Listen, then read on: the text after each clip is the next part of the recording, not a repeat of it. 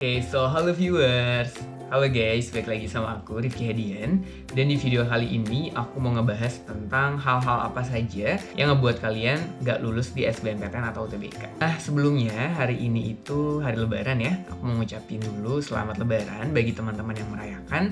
Minal aidin wal faizin, mohon maaf lahir dan batin. Semoga tadi ketika teman-teman datang ke rumah saudara teman-teman, rumah nenek, atau rumah siapapun itu, teman-teman gak ditanyakan pertanyaan-pertanyaan yang memang kadang-kadang ngebuat kita jadi nggak enak atau jadi sakit hati gitu. Nah, daripada lama-lama, kita langsung masuk aja yuk ke 9 hal yang ngebuat peluang lulus SBMPTN kita menjadi kecil. Oke, yang pertama teman-teman adalah melupakan berkas-berkas penting. Nah, hati-hati ya teman-teman ya. Mumpung sekarang udah tinggal hamil 15 hari lagi, aku sangat mengharapkan teman-teman udah mencicil berkas-berkas apa yang harus dibawa. Contoh SKL dari sekolahnya udah ada atau belum? Atau kalau teman-teman di tahun lalu udah ada ijazah atau belum? Pas fotonya gimana? Udah siap atau belum? Atau yang penting juga teman-teman harus tahu apakah pusat UTBK teman-teman itu mewajibkan vaksin atau enggak. Karena dari informasi yang ada, setahu aku, ada beberapa pusat UTBK yang memang mewajibkan harus vaksin. Jadi hal-hal tersebut udah harus mempersiapkan dari sekarang. Jangan sampai menyiapkannya itu malah H-2, H-1, takutnya nanti buru-buru, nggak ada yang kebawa, jadi berefek ke hari H teman-teman UTBK-nya. Yang kedua, kurang persiapan menghadapi soal-soal yang bervariasi. Jadi teman-teman, UTBK itu kan sebenarnya kalau kita lihat ya, soalnya tuh nggak beda jauh dari tahun-tahun sebelumnya.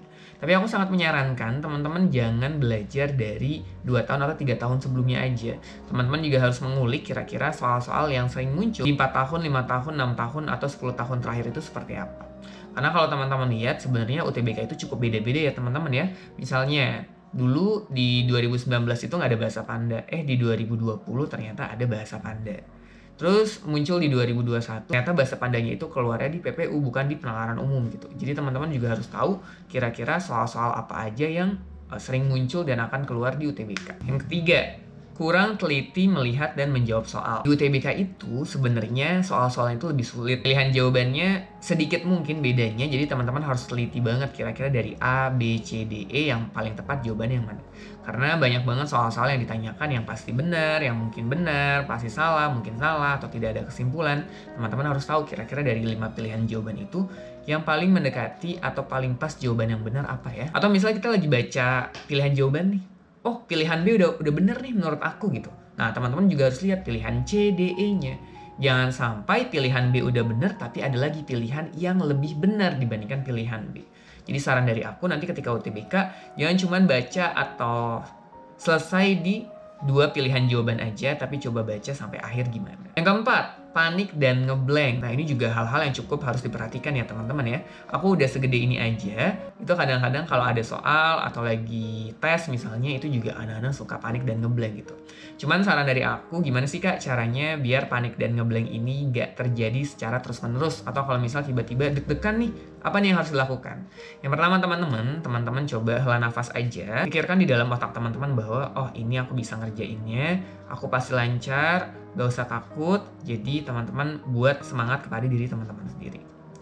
Yang kedua, kadang-kadang tuh yang ngebuat kita panik dan ngeblank tuh ketika kita ngeliat soal susah gitu. Kalau aku ya biasanya ya, ngeliat soal susah terus ya Allah soalnya susah banget. Takut misalnya, kayaknya waktu itu aku pernah baca deh cara jawabnya gimana atau rumusnya gimana gitu, cuman aku nggak bisa nih ngerjainnya.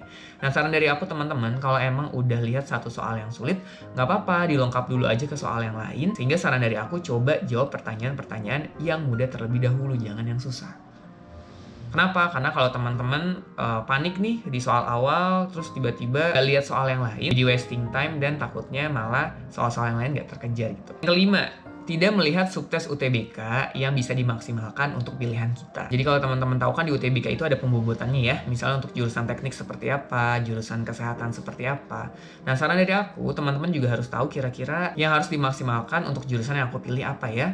Karena jangan sampai teman-teman nilainya bagus banget nih, tapi ternyata di subtes yang harusnya diunggulkan teman-teman nggak bagus gitu. Jadi saran dari aku, coba dilihat mana subtes yang harus dimaksimalkan, karena tahun lalu tuh ada teman-teman. Nilai UTBK-nya tuh 700-an. Anak di tempat aku mengajar juga, tapi ternyata dia nggak lulus di jurusan yang dia mau. Padahal kalau kita lihat 700 itu harusnya udah aman kan. Ternyata kalau dilihat secara subtesnya, oh dia kurang nih di mata pelajaran ini misalnya, atau di subtes ini misalnya. Sehingga hal itu tidak meluluskan dia di SBMPTN. Dan itu bisa jadi pelajaran buat kita bahwa kita juga harus memaksimalkan subtes tertentu untuk memperbesar peluang kita lulus di jurusan yang kita mau. Yang keenam, ini juga lumayan sering aku lihat, cuman fokus di satu soal. Please teman-teman, ini UTBK, kita harus menggunakan strategi yang maksimal, jangan sampai hanya fokus di satu soal aja. Karena aku lihat kadang-kadang ya, bahkan di soal-soal hitungan, kadang-kadang kita tuh cuma fokus di soal hitungan aja. Padahal ada soal-soal lain atau hitungan lain misalnya yang kita bisa, tapi kita karena terlalu fokus di situ sehingga kita memberikan banyak waktu di situ gitu. Dan dari aku jangan sampai fokus di satu soal ya teman-teman ya, karena sayang banget kalau teman-teman nggak melihat atau melirik soal-soal yang lain, jangan-jangan teman-teman bisa mendapatkan skor yang lebih besar di soal-soal yang ada di bawahnya. Yang ketujuh, ngasalnya tidak menggunakan strategi. Jadi gini teman-teman, aku kadang-kadang suka lihat ya atau dengar testimoni, nanti kalau UTBK kita blok C semua aja, blok D semua aja, atau blok B semua aja, atau blok pilihan yang emang kita rasa, kira-kira pilihan ini benar gitu. Aku nggak masalah sih dengan ngeblok seperti itu. Cuman aku tidak menyarankan, kalau saran dari aku sih mending teman-teman menggunakan metode eliminasi. Gimana tuh Kak metode eliminasi? Contoh, misalnya kalau ada 5 pilihan jawaban, peluang teman-teman benar atau bisa dapat jawaban yang benar kan 20% ya. Kenapa? Karena ada 5 pilihan jawaban gitu. Kalau teman-teman eliminasi 3 aja, sisanya 2 gitu. Misalnya sisanya tinggal A sama B misalnya. Kan peluang teman-teman benar itu 50% gitu. Karena tinggal 2 pilihan jawaban aja. Jadi dibandingkan teman-teman ngeblok dari awal sampai habis, itu kan peluang benernya jadi cuma 20% kan. Tapi kalau teman-teman eliminasi 2-3 atau sisa tinggal 2 misalnya, itu peluang teman-teman kan jadi 50% gitu. Jadi saran dari aku, ngeblok itu dijadikan alternatif terakhir aja. Teman-teman coba menggunakan metode eliminasi aja dulu gitu. Atau teman-teman harus punya strategi yang maksimal gimana pun caranya. Latih dari sekarang sehingga strategi itu bisa teman-teman lakukan ketika teman-teman lagi UTBK. Karena kenapa? Karena menurut aku pribadi, orang pinter itu kadang-kadang kalah sama orang berstrategi.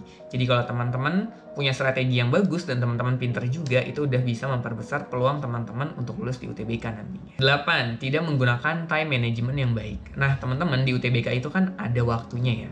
Dan waktunya itu per subtes ya teman-teman ya. Kalau teman-teman udah selesai ngerjain subtes penalaran umum misalnya, teman-teman kalau waktunya belum selesai nggak bisa pergi ke subtes yang lain. Jadi saran dari aku, coba gunain time management yang baik, kapan teman-teman harus ngerjain semua soal, kapan harus baca soalnya, kapan waktunya untuk ngasal, kira-kira di satu soal harus berapa menit, itu teman-teman harus punya waktunya. Kak, gimana Kak tahu waktunya, soalnya berapa, jumlah waktunya berapa? Teman-teman bisa berkaca di UTBK tahun-tahun sebelumnya, itu biasanya ada waktunya berapa menit, jumlah soalnya berapa menit, teman-teman bisa perkirakan kira-kira nanti ngerjain soalnya harus berapa menit dan ngasalnya harus berapa menit. Ke-9 teman-teman, yang terakhir juga, tolong banget aku sangat menyarankan jaga kesehatannya ya. Maksudnya kalau udah hamin 3 hari, hamin 2 hari UTBK, tolong dijaga kesehatannya, jangan terlalu banyak begadang, jangan main-main keluar-luar dulu juga, karena takutnya nanti teman-teman sakit atau panas, terus tiba-tiba disangka COVID, teman-teman nggak boleh ujian, karena sayang banget gitu. Waktu yang udah teman-teman lakukan, udah belajar semaksimal mungkin, digagalkan dengan 1 atau 2 hari sebelum teman-teman UTBK. Jadi saran dari aku, nanti H-1 UTBK teman-teman gak usah belajar lagi. Kenapa? Teman-teman istirahat aja, teman-teman maksimalin diri aja, karena kondisi tubuh kita itu akan mempengaruhi hasil pekerjaan kita juga gitu. Jangan sampai dengan kondisi tubuh kita yang nggak fit ngebuat kita jadi nggak fokus nanti ketika UTBK dan ngebuat kita gagal UTBK juga. Nah itu dia teman-teman 9 hal yang harus teman-teman perhatikan yang kadang-kadang kalau kita sepelekan bisa ngebuat kita gagal dalam UTBK dan SBMPTN. Aku harap informasi ini cukup membantu teman-teman dan semangat, udah tinggal hamil 15 hari lagi. Good luck, semoga teman-teman dapat hasil yang terbaik dan pengumuman terbaik di 23 Juni nanti. Sampai jumpa di video-video aku yang selanjutnya ya. See you next time guys.